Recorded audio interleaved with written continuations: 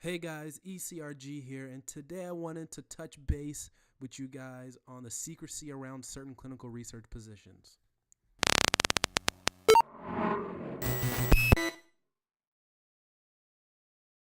Hey guys, ECRG here, and today I want to talk about some of the secrecy and smoke and mirrors going around about some of the certain clinical research positions that your company may be hiding from you. So, at some companies, I've noticed that they will send out a bulletin of the positions that they're looking for, whether on a weekly basis, a monthly basis, bi-weekly, whatever it is. But companies tend to send out bulletins or have the positions posted somewhere where you can go and look at which positions are open. And one of the things I've noticed is that companies have a really easy time, I guess, posting positions that they want to hire for, but they're not posting a lot of the entry-level positions. Now, I find that very strange because it's clear that a lot of these positions, clinical research is going up. More and more business is being pushed out. Big pharma is outsourcing to CROs more and more. So we're obviously going to need entry-level positions, especially if people want to start from the bottom and go to the top.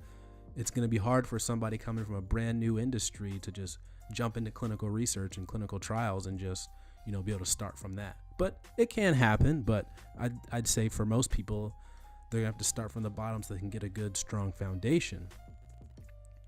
But I've noticed this weird thing where there's a lot of smoke and mirrors about the positions. Like, for example, there's never any in-house CRA positions on this form that they send out. There's never any information about a CRA training program. It's all just hearsay about how to get into it. It's not very clear about how to get into it, even though there is one there.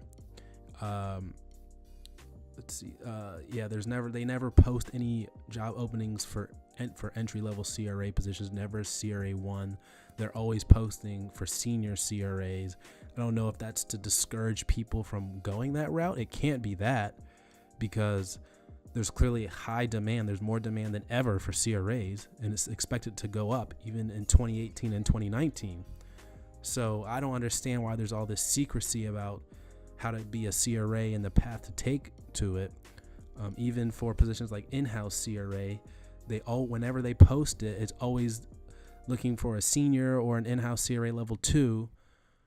And it's usually those positions. I've also seen all the project manager positions they post are level 2 or senior project manager. It's never a project manager level 1.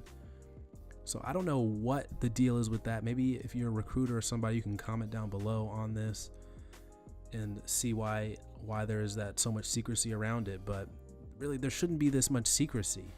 This is something that does not promote loyalty to your organization, because if it's not clear on the path and steps you need to take to get to where you want to be, to get to the next level, to get into the positions you want to be in, because a lot of people just take a job in the industry to get their foot in the door and then move on to something else bigger and better later on, whether at that company or at another company.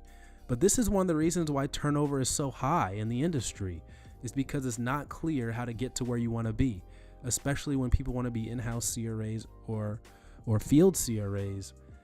If the pathway is not clear, then they're going to jump to where the pathway is clear. They're going to go apply somewhere else to be a CRA. And more often than not, they're going to be accepted eventually, just because the supply demand of the situation.